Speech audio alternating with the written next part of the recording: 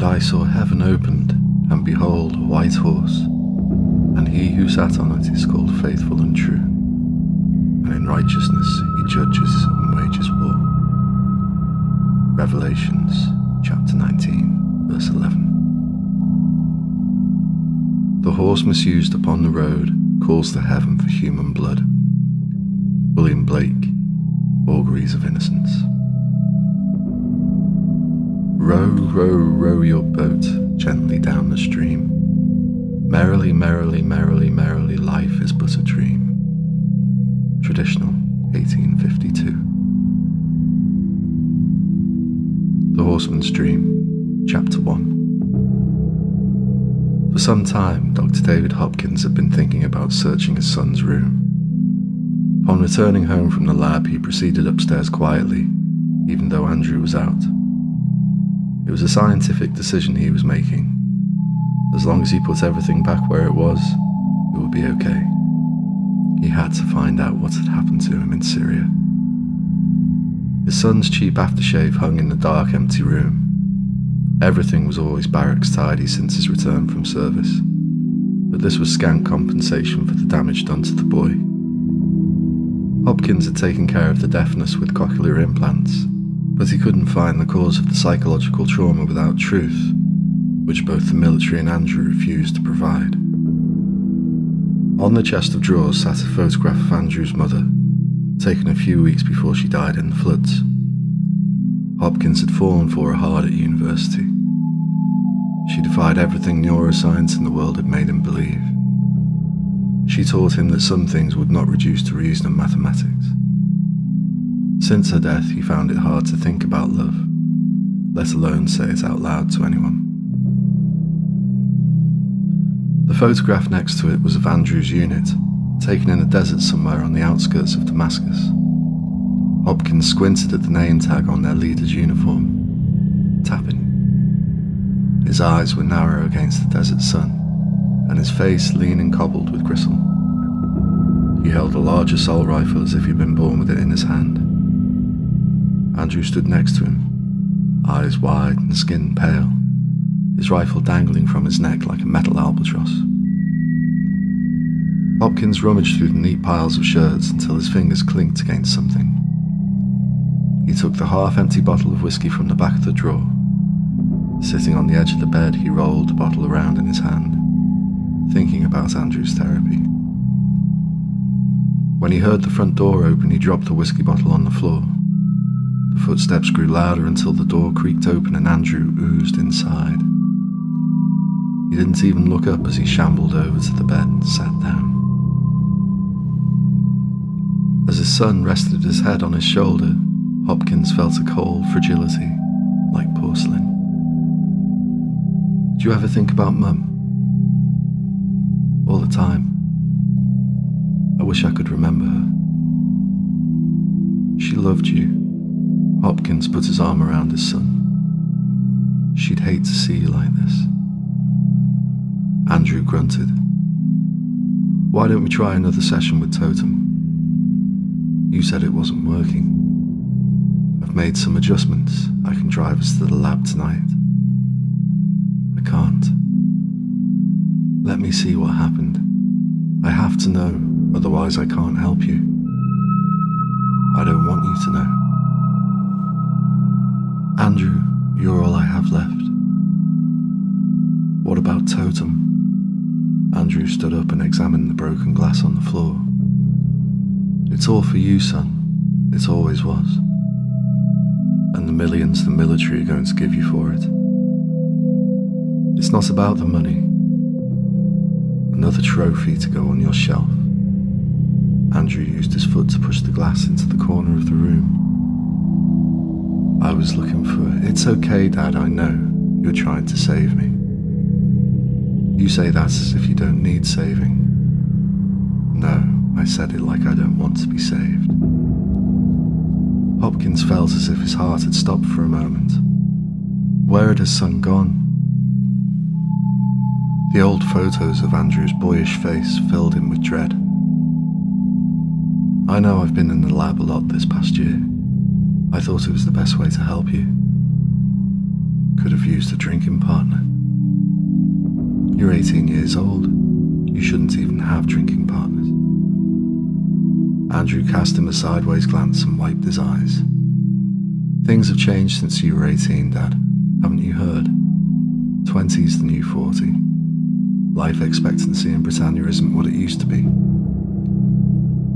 If you include all the provinces in a mean average with Sheffield, you won't get accurate results. The capital has hardly any disease or crime, whereas 30 miles down the road you have Leeds. Then you've got Dartmoor and the other red zones to take into account. Dad, I'm kidding. Andrew rolled his bloodshot eyes. He always looked like his mother when he did that. Get some sleep.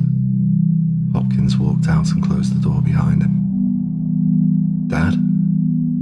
Yeah. Hopkins waited for an inkling through the wood of the door. A clue. Doesn't matter. Hopkins waited a moment. You sure? Yeah. Night, Dad. Night, son. Hopkins retired to his room and lay awake until exhaustion finally carried him off to sleep.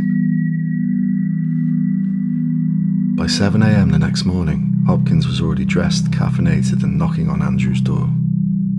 Still worried by what he had said the night before, he wanted to check on his son before he left for the lab. Andrew? No answer. Hopkins pushed down the handle and entered the room, to find it as if Andrew hadn't been home at all that night.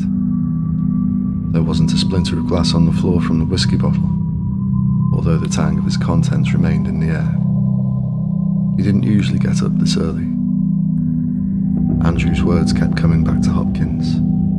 I don't want to be saved.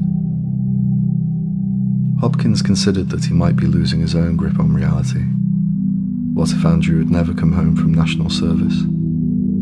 He lifted the lid of the laundry hamper in the corner of the room, relieved by the sight and smell of dirty clothes. The scent of boot polish drew Hopkins to the windowsill, where he picked up a few crumbs of the black, oily substance. Trying to ignore his endocrinal response, the doctor picked up his car keys from the hallway and left the house. Still perturbed by his son's words, Hopkins searched the village, but to no avail. Even the bookshop had not seen him that morning. Since the floods, Grosvenor tabloids were all that most people read, but not Andrew.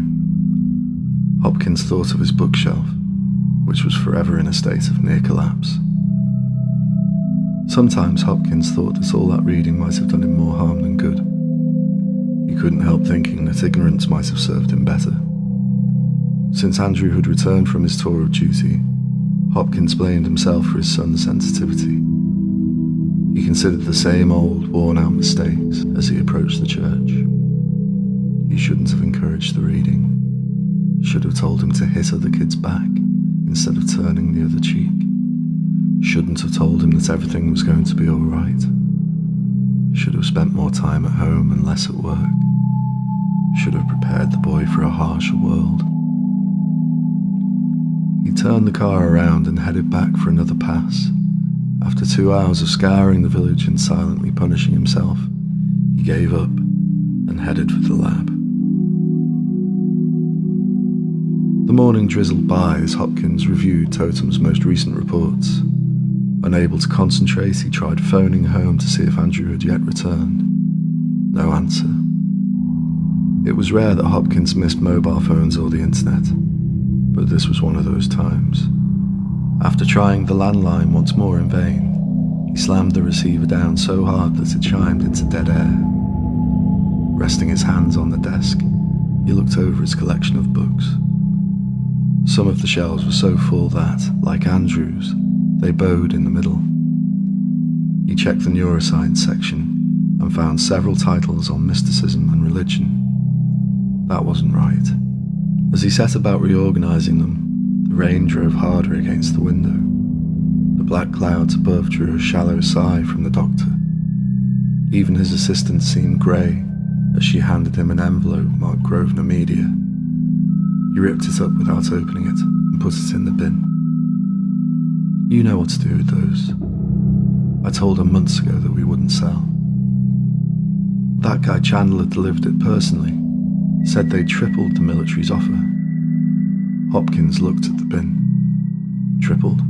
He insisted I give it you myself. Hopkins shook his head and went back to reorganising the books. When Andrew's recovered, we'll start fielding offers. How is he? Last time he seemed, better. I still can't get him to disclose. Dr. Hollis had no luck? He didn't turn up to any of the appointments, Hopkins replied, pulling a report from the drawer. I don't know what to do. Past these parameters, Totem might hurt him. I can't take that chance. Henry in security keeps asking me whether the treatment is working. Henry Beckley went to the same school, phones the house sometimes, but Andrew never takes the call. Always asks if it's Arthur. Who's Arthur? He won't tell me, says I'll be in danger if he does. Paranoid delusion? I don't think so. His assistant's telephone rang from her office. Excuse me, doctor, she said, hurrying out of the room. When she came back, she was as white as the lab coat hanging on the door. The police are here. They're at reception. Hopkins' hands trembled and his mind raced as he calculated the possible reasons for this. He suspected another drunken disorderly charge, but they'd never sent anyone to the lab before. He felt as if someone had pulled a string and tightened his entire muscular system. He didn't know which way to turn his squeezed skeleton. As he put on his jacket and headed for the lift down to reception, sweat began to seep from his forehead. Catching sight of himself in the steel doors of the lift, he saw that he had paled like his assistant. Arriving at the ground floor, he felt as if he was still sinking as the doors opened into the reception area. The detective looked grim as he approached. Good morning, sir. Is there somewhere private we can have a word? Is it my son? Where is he? It'd be best if we had some privacy. Lab 2's free, doctor, the security guard said. Thank you, Henry. Hopkins turned to the policeman. Follow me. Hopkins led the detective down a long corridor until they reached a steel door.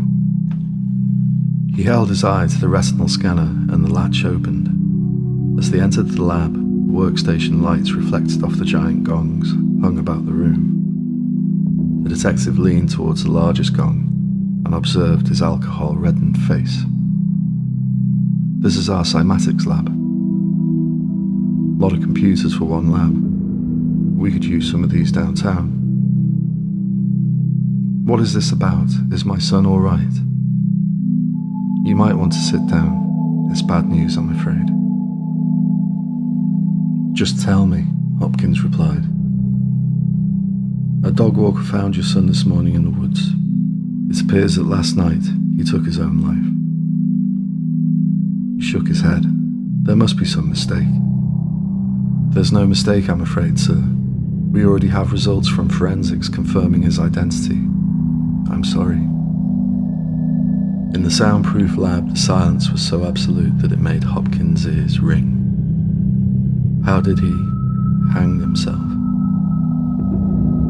Hopkins leant against the workstation. Forensics wanted this, but I thought you should have it. It was found on his person, tucked into his left boot. The smell of the boot polish in Andrew's room came back to Hopkins in a sickening rush. Boot? He was wearing his regimental uniform, sir. Hopkins took the envelope. I'd like to be alone now, please. Sorry for your loss. I'll see myself out. The detective left the room, letting the heavy door click back onto its latch. Hopkins read the letter twice, but still couldn't believe that Andrew was dead. On the third reading, he felt the grief hatching inside him like a parasite. When he read it a fourth time, he flew into a rage, smashing screens and hurling the gongs to the floor. When he finally collapsed amongst the fallen circles of bronze and broken glass, he crumpled the suicide note against his face and wept.